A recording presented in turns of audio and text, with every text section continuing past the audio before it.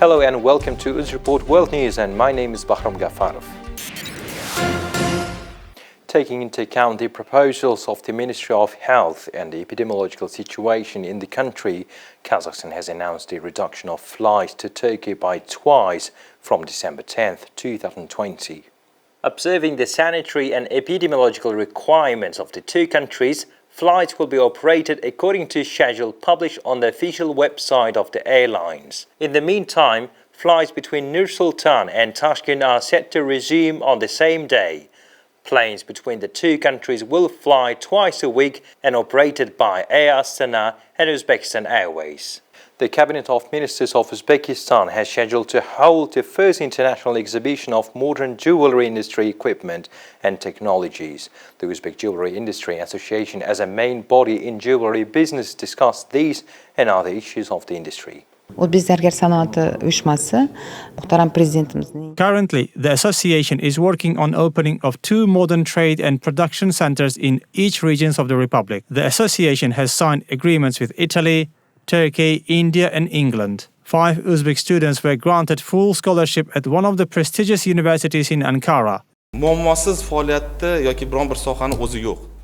The most pressing issue for manufacturers is an affordable gold. The cost of this precious metal is very high. For example, to make a $100 piece of gold, I need to buy $95 of gold, $5 is a valid added, and my profit is only $3. And one more thing, by the time the product is manufactured, the price on the London Stock Exchange may decrease or increase. Meanwhile, the government plans to set 10 jewelry clusters by the end of this year. On December 6, the second Tashkent International Marathon has finally kicked off in Tashkent, which was originally scheduled for March 22nd of this year. Athletes and anyone who love running could try 42 and 21,000 meter offline and 3,000 meters online distances. The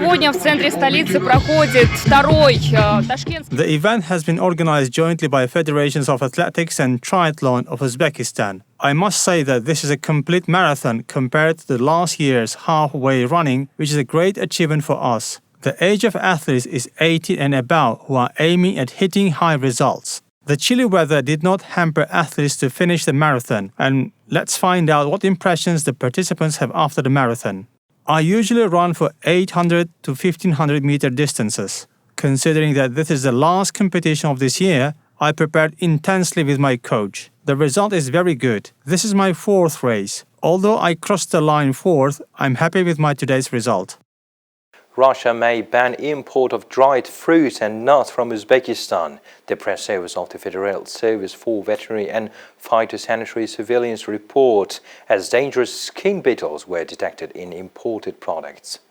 During the regular inspection of a 1 ton of Uzbek dried apricots, a skin beetle's quarantine pest for the Eurasian Economic Union was found. It is a typical polyphagous pest of stocks. It's capable of destroying up to 70% of stored products. The pest was found in the larval stage in the amount of 2 pieces per kilogram of production, which indicates a serious infection of the consignment. In this regard, the Federal Service of Russia reserves the right to impose a restriction on the import. The press service of the Ministry of Investments and Foreign Trade of Uzbekistan reported that consultations are underway with the Russian side and measures are being taken to resolve the problem. UNICEF, ILO and UNDP have teamed up to support the government of Uzbekistan in creating a comprehensive social protection system available to all residents of Uzbekistan throughout their whole lives. The online platform has become a center for collective discussions.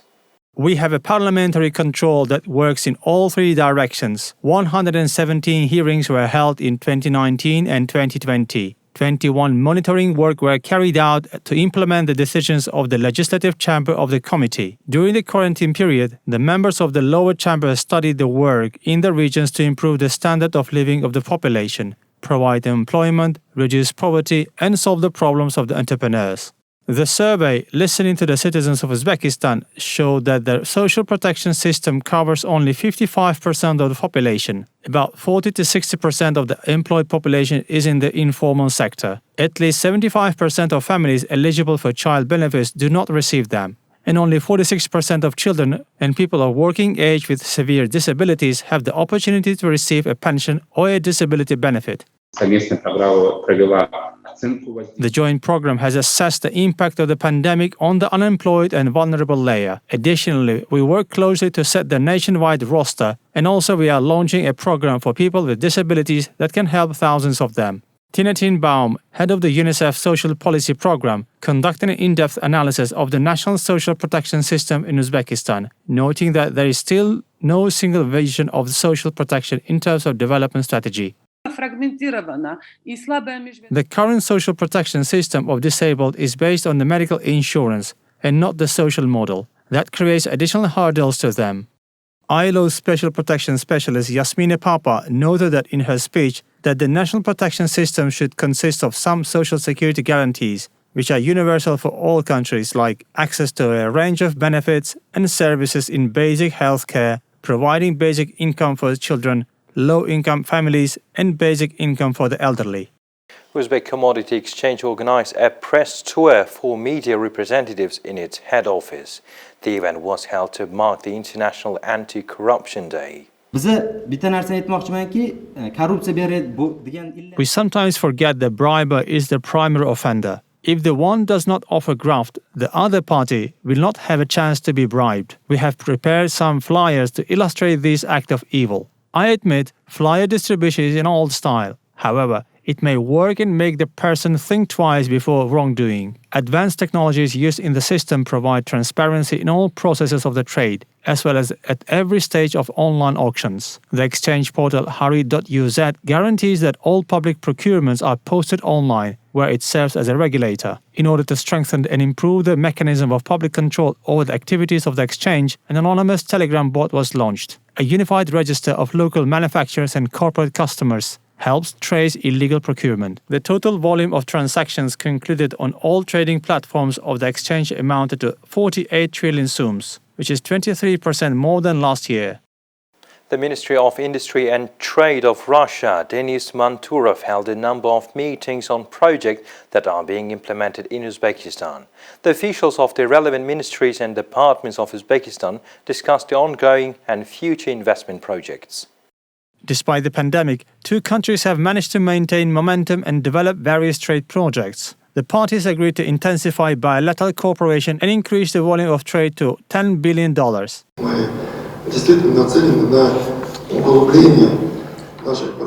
We are on the path of strengthening cooperation in all areas, including industry and service. The plan is to implement projects in both Russia and Uzbekistan. Finally, the goal is to create an added value chain. We should also develop trilateral cooperation with other interested parties and seek the ways to optimize our business relations. I mean to support and encourage small and medium businesses that can turn into big-scale projects. Speaking about agricultural and electrical industries, the government bodies of two countries have agreed to present feasible agreements that will be reported to the head of states.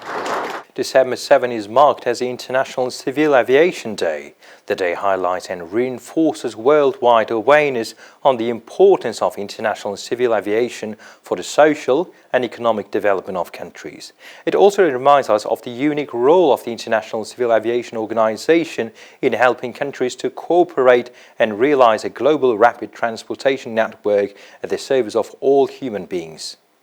The day has been celebrated by the International Civil Aviation Organization since the 7th of December 1994, the 5th anniversary of the signing of the convention. The official recognition of December the 7th as the International Civil Aviation Day by the UN General Assembly happened in 1996. It is no secret that COVID-19 pandemic has had a significant impact on the industry due to the travel restrictions and a slump in demand among travelers. Significant reductions in passengers' numbers have resulted in flights being cancelled or planes flying empty between airports, which in turn massively reduced revenues for airlines and forced many companies to lay off employees or declare bankruptcy. The ensuing crisis is the worst ever encountered in the history of the aviation industry. From 2015 to 2018, the theme for International Civil Aviation Day was working together to ensure no country is left behind. In 2019, the theme was 75 years of connecting the world. However, this year the theme for International Civil Aviation Day from 2020 till 2023 will likely be Advancing Innovation for Global Aviation Development.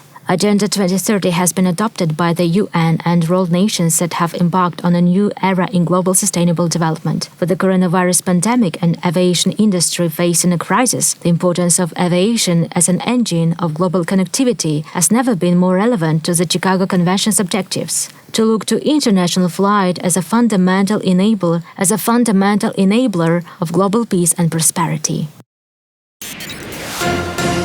A long-awaited U.S. government report released over the weekend said the most plausible explanation for the mysterious symptoms experienced by American diplomats in U.S. embassies in Havana, Cuba, and other countries were, quote, consistent with a directed radio frequency energy attack.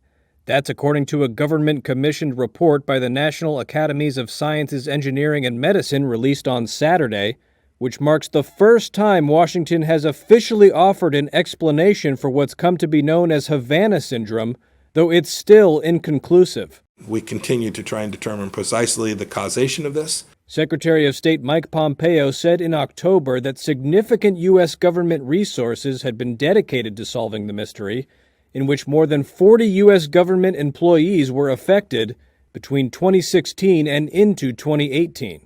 Diplomats in some postings in Cuba and other countries were plagued with nausea, headaches, dizziness, and other unexplained symptoms. Havana syndrome has long been the subject of intense speculation, given the nature of the symptoms, the location of the postings, and the silence of the U.S. government. The State Department said in June 2018 that it brought home diplomats who were stationed in China over concern they were suffering similar symptoms. Saturday's report did not point a finger at who might be behind the mysterious symptoms, but it cited, quote, significant research in Russia on pulsed radio frequency technology and that military personnel exposed to microwave radiation in Eurasian communist countries were said to have experienced the same symptoms suffered by the U.S. diplomats. As California was set to go into lockdown at midnight on Sunday and other U.S. states scrambled to impose new restrictions, the White House Coronavirus Task Force coordinator said she was concerned that Americans who parrot myths about the deadly disease were undermining the country's response to the worsening health crisis. Dr. Deborah Birx on NBC's Meet the Press Sunday expressed her frustration over the mixed messages coming from the Trump administration that are reflected in some Americans' perceptions about masks, social distancing, and superspreader events. Only about half of the 50 U.S. states have enacted new restrictions in the last month, as cases, deaths, and hospitalizations hit record levels across the country, which lacks national leadership on controlling the virus.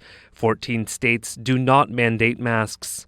Birx said, quote, across the Sun Belt, we have governors and mayors who have cases equivalent to what they had in the summertime, yet aren't putting in the same policies and mitigations that they put in the summer that they know changed the course of this pandemic across the South, adding, this is the worst event that this country will face. While many businesses are shutting down, Dr. Anthony Fauci, the top U.S. infectious disease expert, says schools should reopen before bars do.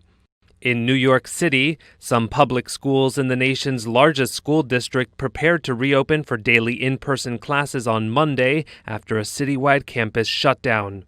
The U.S. remains the leader in global infections and deaths, reporting 190,000 new infections on average each day, and accounts for 1 in every 20 deaths reported worldwide. There was confusion and panic in the southern Indian state of Andhra Pradesh on Sunday, as at least 227 people were admitted to hospital, having contracted an unknown disease. The first case of the mysterious illness was reported on Saturday. Doctors said the symptoms include dizziness, nausea, headache, and epilepsy-like symptoms, affecting both young and old alike. The state's health minister, who visited Uluru Government General Hospital, said the situation is under control, with all patients now reported as stable. Blood samples were sent to labs and no viral infections were detected. All the patients were tested for COVID-19 and all tested negative, according to local media reports. The state government is now focusing on the areas where the cases are prevalent, and a door-to-door survey is being conducted to monitor the condition of residents. South Korea will impose heightened social distancing rules for the capital and surrounding areas, health officials said on Sunday, amid the country's largest wave of coronavirus infections in 9 months. The Korea Disease Control and Prevention Agency reported 631 new cases as of midnight on Saturday, the largest daily tally since a peak in February and early March.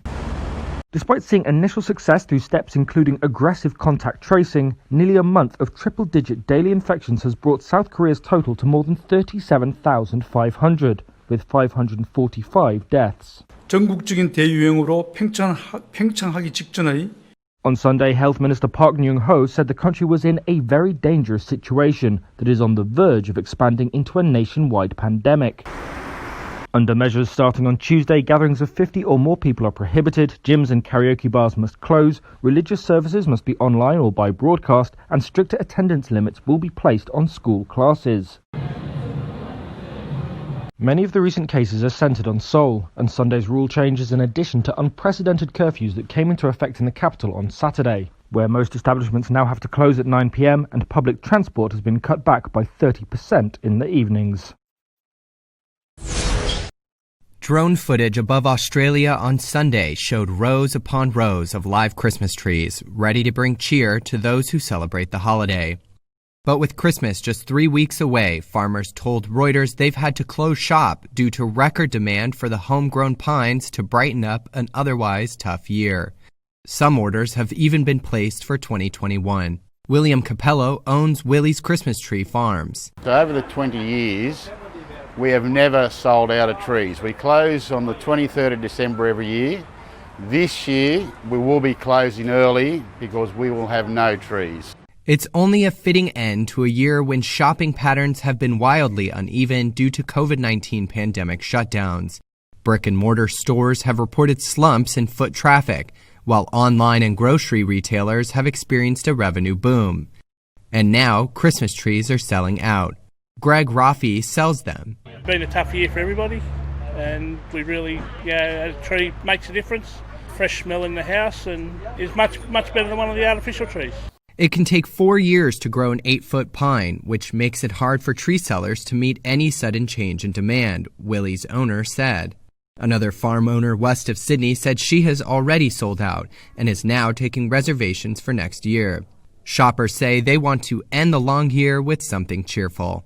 2020's been just an awful year for everybody, so just to try and make something a little bit nicer is always nice, and what's not nicer than Christmas? Christmas is just wonderful.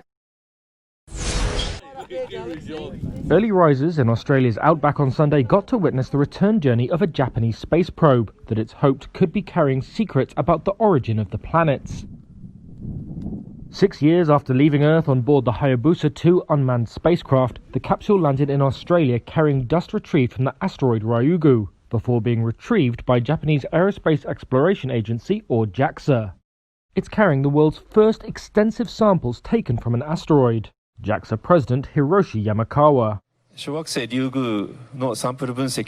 hope the analysis of the samples from the Ryugu asteroid will shed light on how the solar system was formed and how water was brought to Earth.